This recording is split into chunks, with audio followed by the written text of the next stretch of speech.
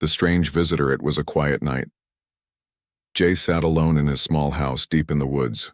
The wind was cold, and the trees made soft creaking sounds outside. He had just turned off his laptop and was about to go to bed when he heard something strange, a soft scratching at the front door. He paused.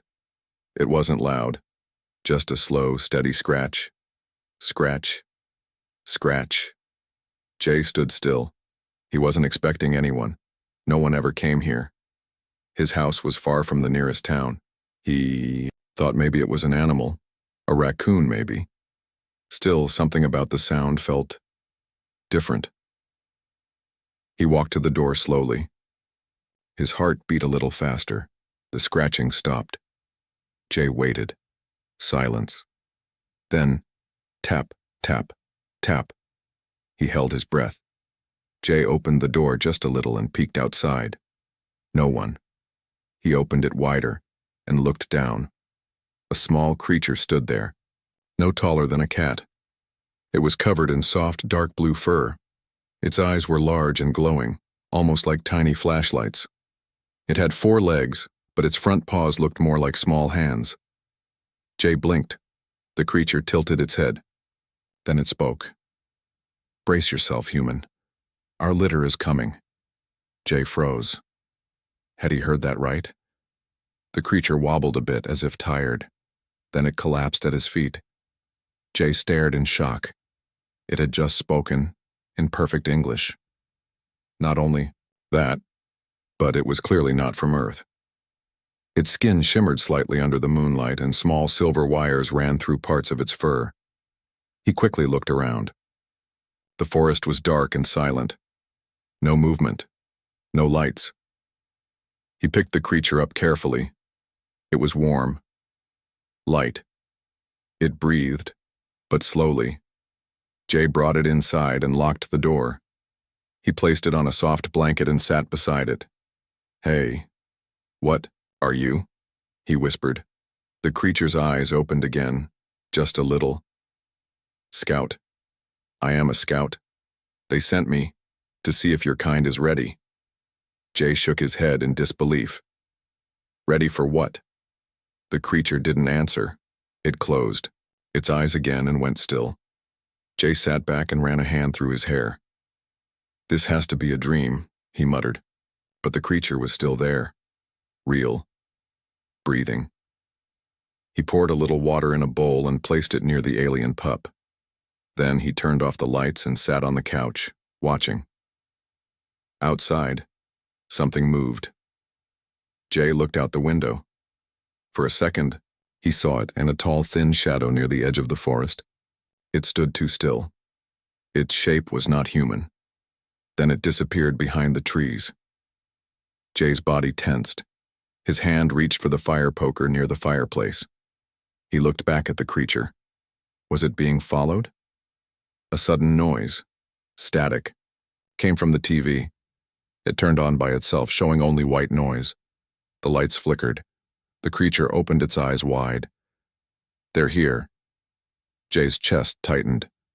"Who? Who is here?" "The ones who want to stop us. They followed me. Through the gate."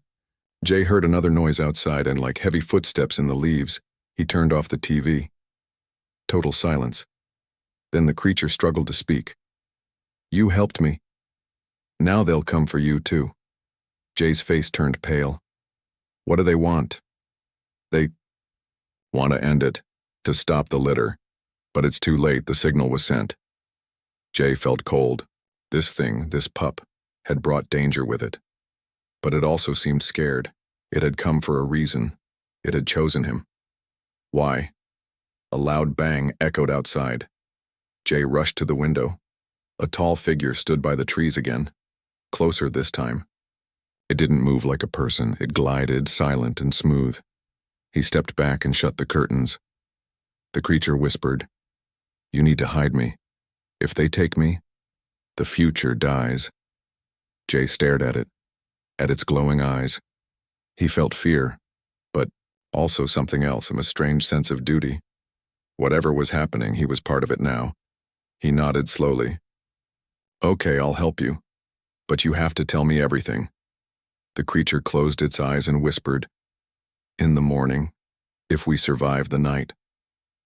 Outside, the wind picked up. The forest rustled, and far away, deep in the shadows, something watched, waiting. The message Jay didn't sleep that night.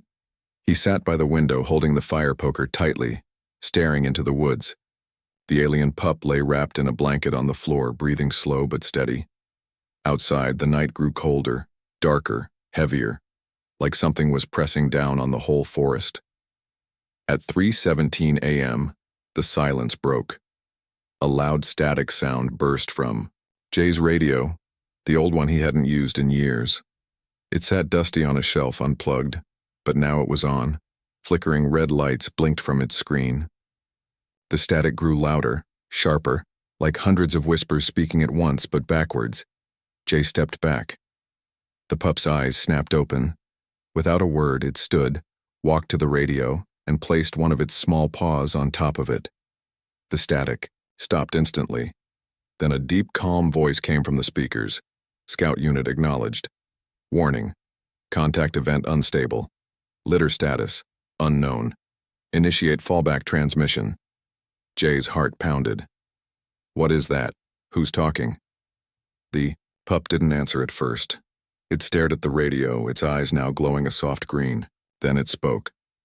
That is the message center. What's left of it? We don't have long. The pup turned to Jay. I need your help, human. I cannot finish the transmission alone. Jay hesitated. Transmission? What transmission? The pup walked to Jay's laptop and touched it. Blue lines of light ran from its paw into the keyboard. The screen flickered and changed. Strange symbols appeared. Circles, waves, glowing lines. Our litter is more than young. It is our history, our language, our survival. It travels in codes, but it needs one of your kind to finish the pattern. Jay frowned. Why me? The pup looked at him. For a second it seemed older, wiser.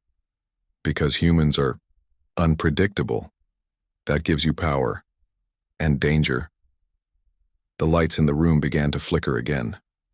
A low hum filled the air, like something charging up. The pup froze. They're jamming us, they're close. Jay grabbed the laptop and followed the pup to the basement. He hadn't been down there in years. It was cold and dusty, but hidden, and that's what they needed. The pup climbed onto the workbench and opened its mouth. A small glowing cube dropped out. Jay stared. Is that a drive? The pup nodded. It holds the first layer of the litter. The second is in me, the third must come from you. Jay plugged the cube into his laptop. The screen flashed. Images appeared. Alien worlds, strange creatures, cities made of crystal, skies with 3 suns. And then, destruction. A black wave, devouring everything. Jay watched in horror. What is that? The pup's voice was quiet. Silence. The oldest enemy. It spreads by killing memory. Not just life, but thought. When it reaches a mind, it leaves nothing behind. Jay stared at the screen. And your people sent you here to escape it? The pup nodded. We came not just to survive, but to save what we are. If we lose the litter, we lose everything. A loud sound cut through the basement, a sharp mechanical click. Jay turned. The fuse box sparked. Lights went off. Complete darkness. Then, a red glow from the basement window. Something was outside. Watching. Jay whispered, Is it one of them? The pup whispered back, No, it's a hunter. Jay moved slowly toward the window. Through the red glow, he saw it. Tall figure, 7 feet, thin metal arms, no face. Just a round black plate where the eyes should be. Then it moved. Not like a human. It flowed, like it was made of smoke and metal at the same time. Jay backed away, heart racing. The pup's voice grew stronger now.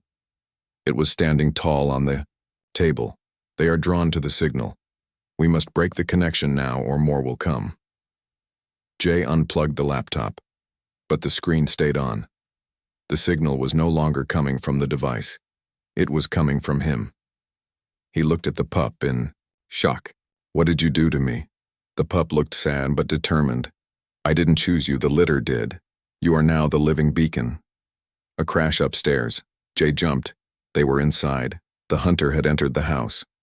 The pup climbed onto Jay's shoulder. "We must run. There's only one place left to send the final key." Jay grabbed his backpack and the laptop. "Where?" The pup pointed north. "The mountain. There is a gate hidden in stone. If we reach it, we can send the litter." Nodded, sweat dripping from his forehead. They ran up the stairs, but everything was different now. The air was heavy. Time felt slower. The hunter was moving through the hallway. Searching. Jay held his breath and stepped silently. But the floor creaked. The hunter turned its head. Its black faceplate locked onto him. It let out a high-pitched sound, like metal screaming. Jay didn't wait.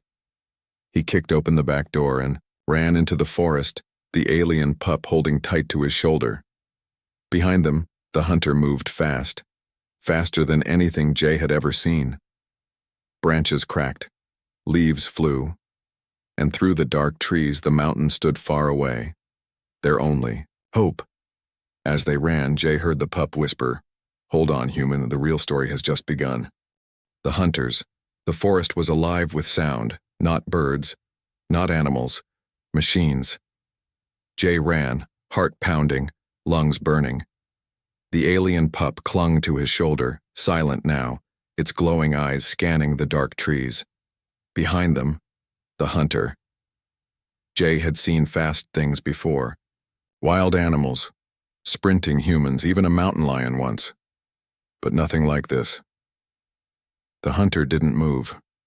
It glided, as if it bent the air around itself. No footsteps, just speed and silence.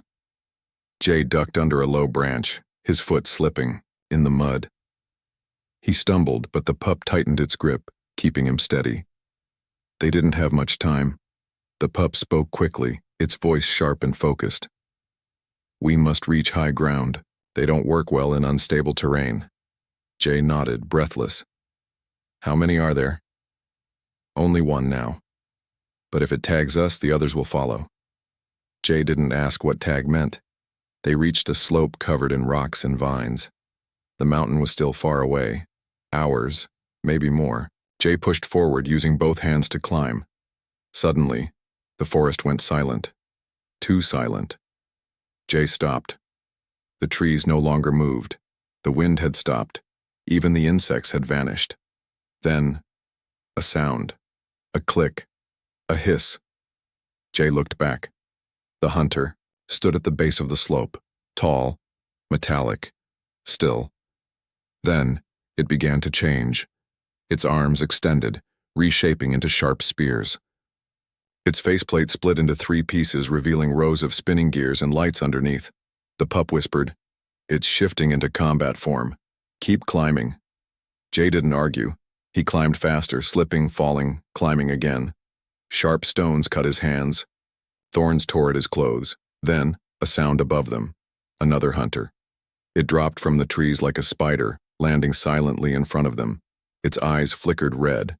Its body made no sound. Jay froze, trapped. 2 hunters, one below, one above. The pup growled low in its throat. "They're learning, adapting to your world." Jay backed away slowly, holding the laptop close. "What do they want?" The pup didn't look away from the creature. "To erase, to silence. We carry memory. They are built to destroy it." The hunter above took a step forward. Suddenly, a sharp crack. Lightning. A bolt struck a tree nearby. Fire exploded across the leaves. Smoke. Ash. Confusion. Jay didn't wait. He grabbed the pup and jumped. They tumbled down the hill, branches scratching his skin, rocks cutting deep. He rolled, screamed, and finally hit the ground hard. Silence again. Jay opened his eyes. He was alive. The pup was still with him, breathing fast but okay. The hunters were gone. For now. They hid in a small cave nearby. Jay lit a small fire. His hands were shaking. Blood dripped from his elbow. The pup stared into the flames. You did well. Jay laughed bitterly. I almost died. Yes. But you didn't. Jay sat back, exhausted. You said they erase memory. What does that mean? The pup looked at him with calm, ancient eyes. They were once tools, created to clean forgotten planets, old machines. But something infected them. Now they seek to erase anything with thought, memory, or history. Jay swallowed hard. So, you're saying they kill stories? They kill identity. We are not just bodies, Jay. We are the stories we carry. Without memory, we are dust. Jay looked at the laptop. It was still glowing softly. The signal still alive. Why can't they destroy that thing directly? He asked. The pup hesitated. Because of you. Jay frowned. Me? The litter, bonded with your brain. Your thoughts are now part of the code. The message is incomplete without your emotions, your choices. Jay shook his head. That doesn't make any sense. The pup tilted its head.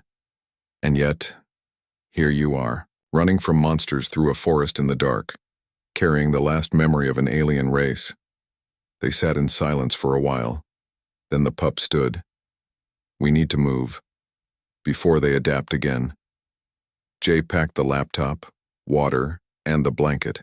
They left the cave. The pup said something that chilled Jay's spine. The hunters don't just track light or sound. They track fear. Try to stay calm.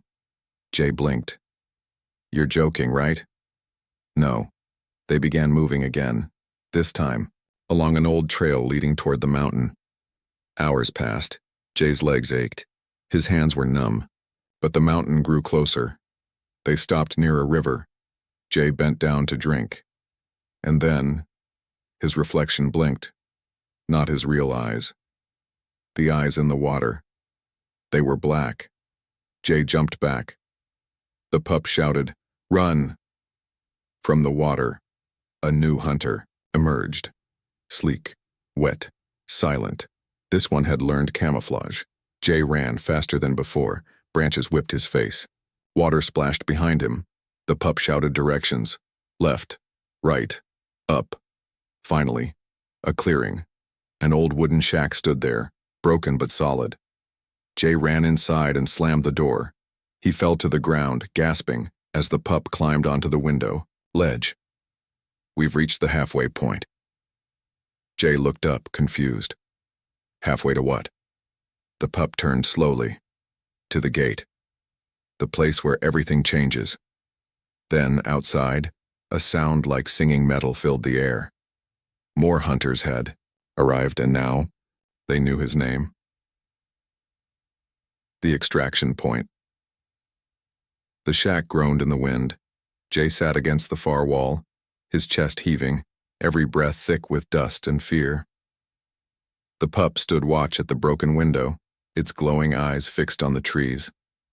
Outside, the metallic singing of the hunters had faded, but not far. They were still close, waiting, watching. Jay's legs trembled as he stood.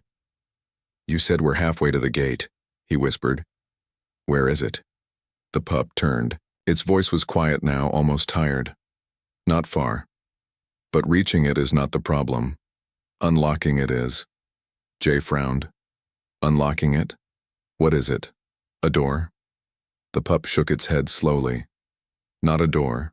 A vault. Hidden before your kind ever walked this earth. Jay's eyes widened. You're saying the gate is alien? The pup nodded. Long before your cities, before your history, our kind visited Earth. We left pieces of ourselves behind. The vault is one of them. A hidden bridge between your worlds and ours. Jay looked down at the glowing laptop in his bag. And you need to send the litter through it? No. The pup looked straight at him. We need to finish uploading it into you before the silence finds us again. Jay didn't answer. He just nodded, because something inside him had already changed. He could feel it now. Images flashing through his dreams. A cold ocean under twin moons. A creature with 6 arms building a floating city. A war that ended with silence, and always. A voice whispering, "Remember us." They left the shack and moved quickly through the woods. For hours they climbed. The trees thinned.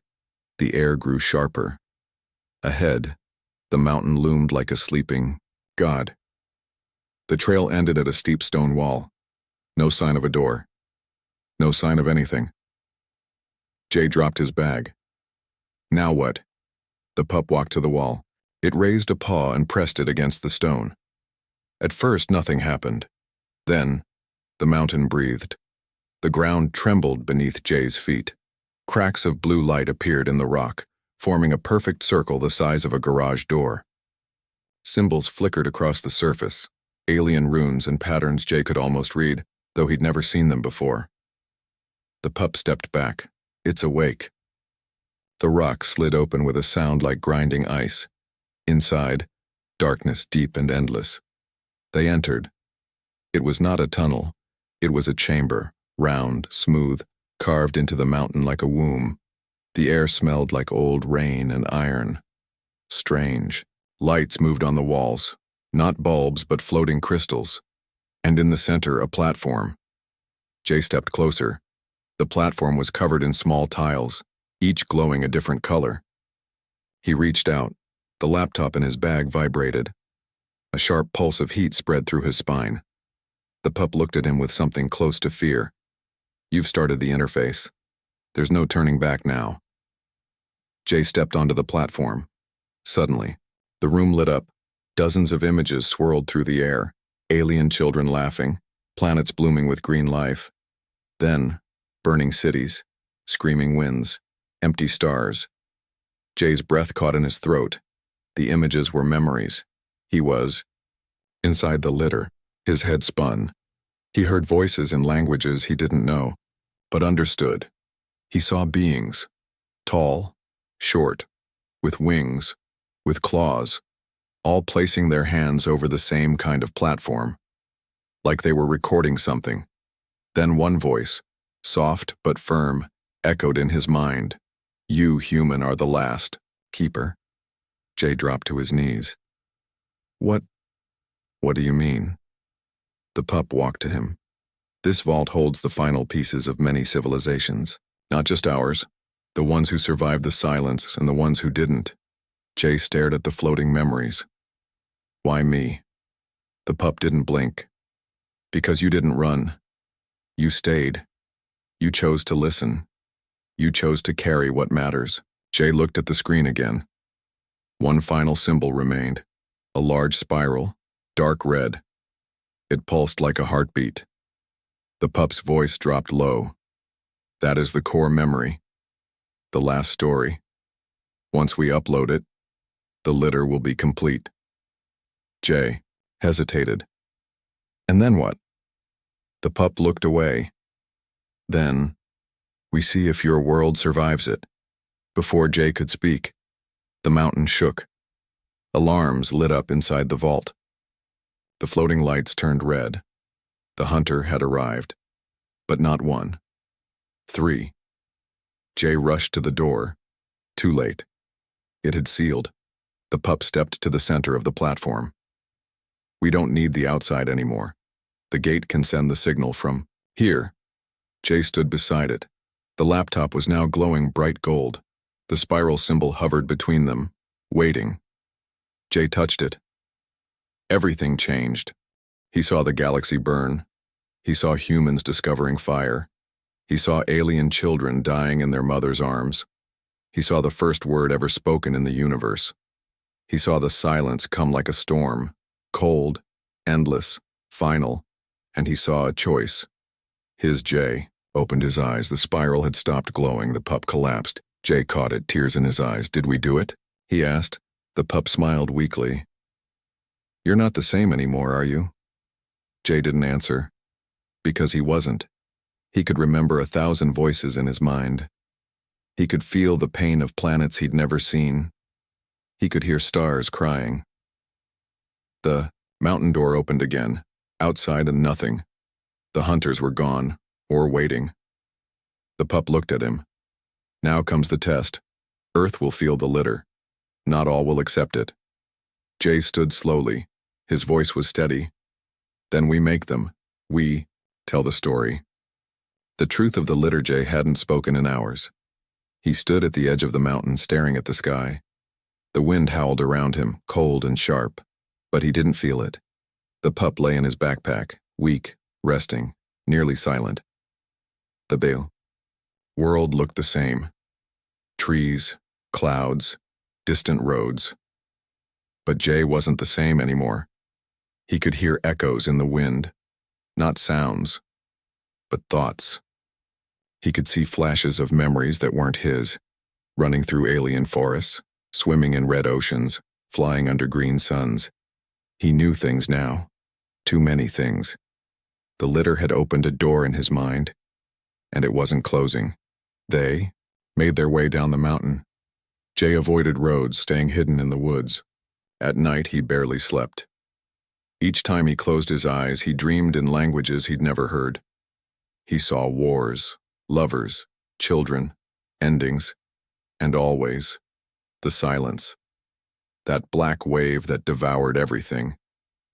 But now, Jay could feel something, knew it was moving toward Earth. 3 days later, they reached a small town. Jay walked in quietly, hood up, keeping his face hidden. He found a payphone and called the only person he trusted, his sister, Mara. She was a science reporter. Smart, brave, always asking questions. The kind of person who never accepted impossible as an answer. He didn't tell her much, just, I need help, don't bring anyone. Just come alone. She arrived that night. When she saw him, she gasped. Jay, what happened to your eyes? Jay looked down. In the reflection of a car window, he saw what she meant. His eyes were no longer brown. They were silver. They drove to an old motel. Jay explained everything, slowly, carefully.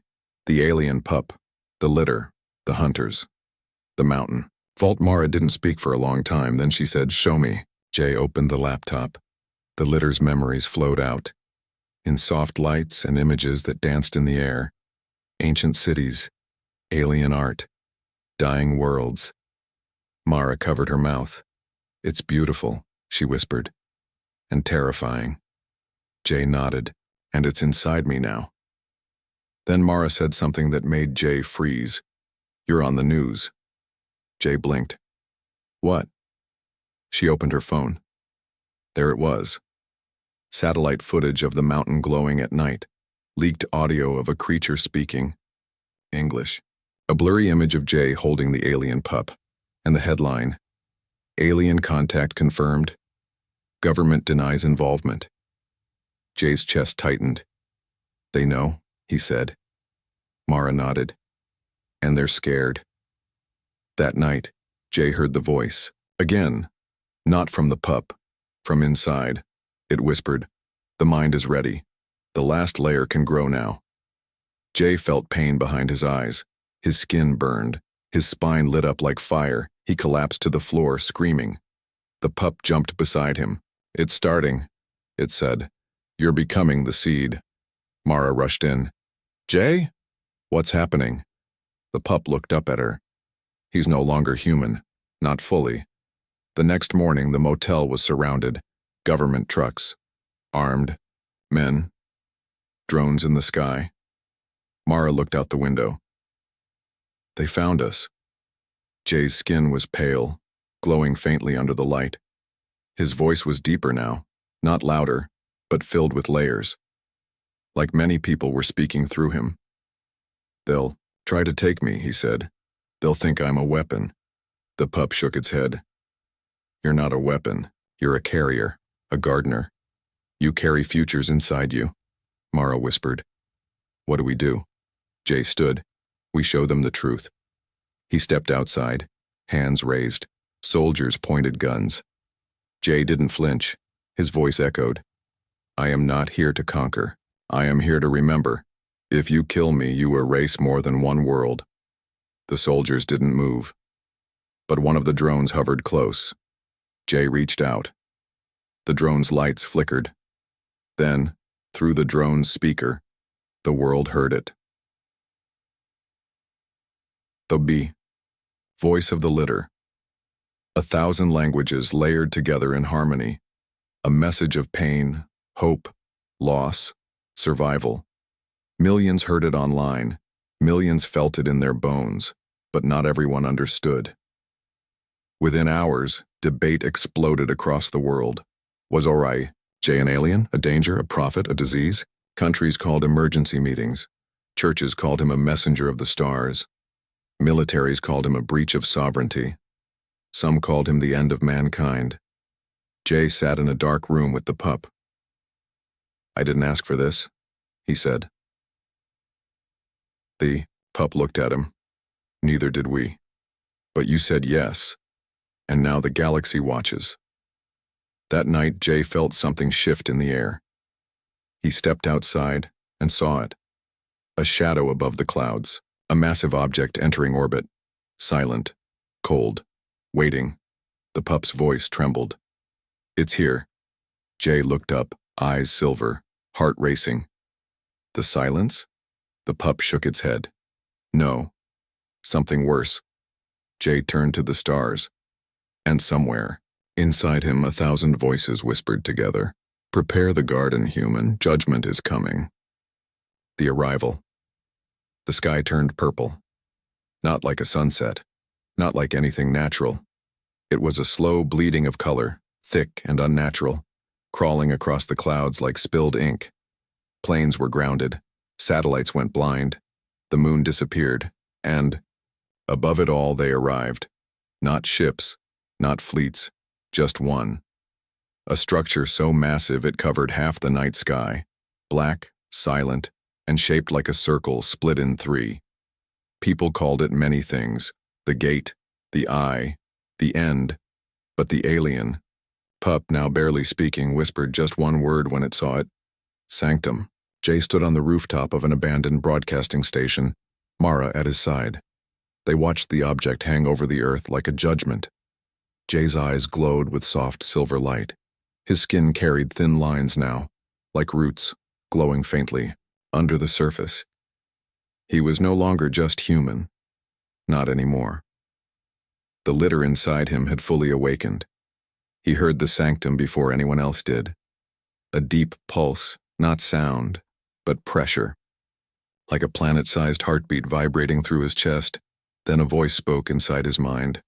Calm, gentle, ancient. Carrier acknowledged. Upload received. Assessment begins. Jay whispered, "What are you assessing?" There was no answer, only silence. Then the clouds above the sanctum began to part, and a beam of light shot down, slow and massive, striking a single place on Earth, the desert in Nevada. Within hours, every nation pointed their satellites at that spot. Military forces from multiple countries surrounded the area. Drones hovered, weapons, aimed, but Jay knew the truth: the beam was not a weapon. It was a message, a test, and he had to go there. They stole a van. Jay, Mara, and the alien pup drove across half the country, moving at night, hiding by day. On the radio, things were getting worse. Some governments called for peace. Others called for containment. Some blamed Jay. Others called him a messiah. People marched in cities. Some carried signs that read, "Let him speak." Memory over fear. "We are the litter now," but others wore riot gear and masks. They painted signs with blood-red text: "He is not human. Earth first, kill the signal." When they reached the desert, soldiers were already there. Thousands, tanks, choppers, drones. A circle had formed around the beam of light. No, one entered. Nothing moved. Jay stepped out of the van. Every gun turned toward him. He didn't raise his hands. He didn't speak. The light from the sanctum beam touched his skin. And something happened. The ground opened beneath him. A smooth ramp lowered from the sand, revealing a stairway made of black glass and silver veins. Everyone froze. Jay looked at Mara. I have to go down there. She held his hand tight. What, if you don't come back? He smiled softly. Then make sure the story survives. Jay descended. The stairs were silent, cold. The air shifted, heavier with each step, as if gravity itself was questioning his presence. At the bottom was a chamber. Not human, not machine. Alive. Walls moved slowly, like breathing skin. Lights, pulsed with memories. Screens showed images from dozens of worlds, ruined planets, extinct species, and Earth. And then, a voice. Louder this time.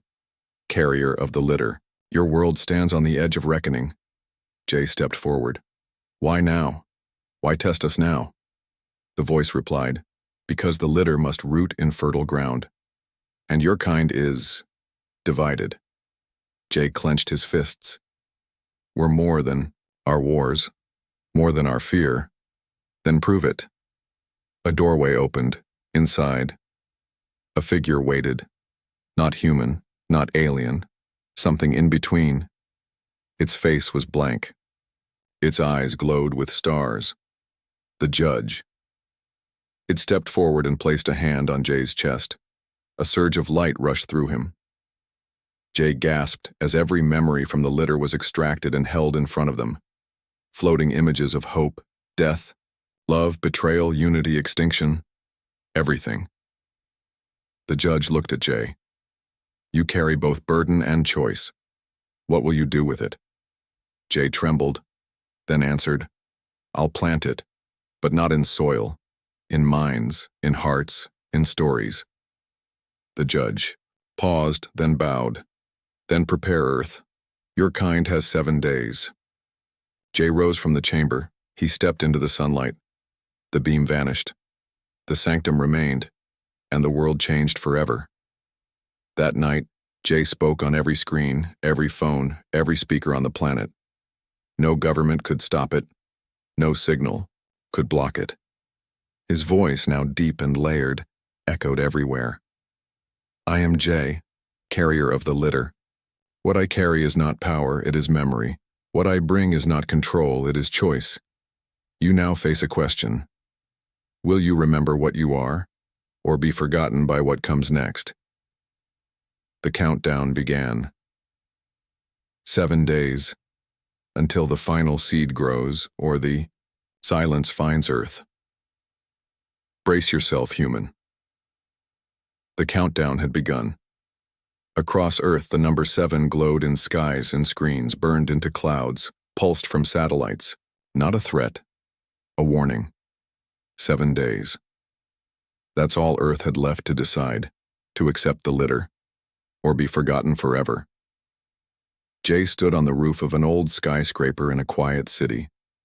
The sky above him was cracked with stars, but the sanctum still hung there, silent, massive, watching. The alien pup lay by his side. It was smaller now, weaker. Its light dimmed. Are we losing? Jay asked. The pup's voice was barely a whisper. We don't lose. We are remembered. Or we are erased. That is the law of the litter. Jay clenched his jaw. Then let's make them remember. Day 6. Protests. Panic. Worship. Some humans fell into fear, others turned to violence. A few, inspired by Jay's message, began to gather. Teachers, storytellers, artists, scientists. They called themselves the Keepers. Their mission was simple, to carry the memory forward, not with weapons, not with power, but with truth, story, and courage. Jay traveled city to city, walking with no guards, no armor, only presence. When people looked into his eyes, they saw galaxies. When they touched his skin, they felt warmth, the warmth of other suns. He didn't give orders. He asked questions. What story will your children tell about you? What part of your world deserves to live forever? If memory is a weapon, how will you use it? Day 5. The sanctum moved, not physically, but energetically. It began transmitting a new frequency, a soft pulse in the atmosphere, heard only by minds, not ears. The litter was awakening others. Children began drawing stars they had never seen. Old men spoke in alien languages in their sleep. A blind girl in Japan painted a planet with twin suns and said, "I used to live there." The litter was spreading, like a virus of memory, hope, and warning. Governments couldn't stop it, but they tried. Jay was called to a meeting, a secret bunker. World leaders, generals, scientists, all seated around a round table. One man stood. "Jay," he said, "you've become something we can't understand. You're changing our people, our children, our world. That scares us." Jay looked at him calmly. "Then you are not afraid of me," he replied. "You're afraid of remembering what you've forgotten." Another leader slammed a fist on the table. "What if it's a trap? What if this litter is a weapon?" Jay's voice was firm. "Every weapon is a story, but not every story is a weapon." Day 3. The silence arrived, not with ships, not with armies. Just absence. Lights in the sky began to flicker and die. Telescopes lost contact with stars. A black fog appeared beyond the moon. Slow, swallowing, soundless. The alien pup wept. "They found us. The silence is near. They always follow the memory." Jay stood tall. "We don't run." Day 2. Earth stood still. People everywhere gathered in silence, staring up at the darkening sky. The sanctum now glowed gold, preparing for final contact. Jay climbed the steps of a world monument where 1,000,000 humans had gathered. No security, no guards. He stood alone, holding nothing. Behind him, a hologram appeared, showing everything. The alien worlds, the deaths, the children, the litter, the silence, and then Earth, fragile, flawed, beautiful. Jay spoke. His voice echoed across the world. "I was not chosen because I was perfect. I was chosen because I said yes. I am not your leader. I am your mirror. The litter doesn't make us stronger, it makes us honest. Every civilization must face this moment, when memory asks, 'Are you worthy of being remembered?' This is that moment.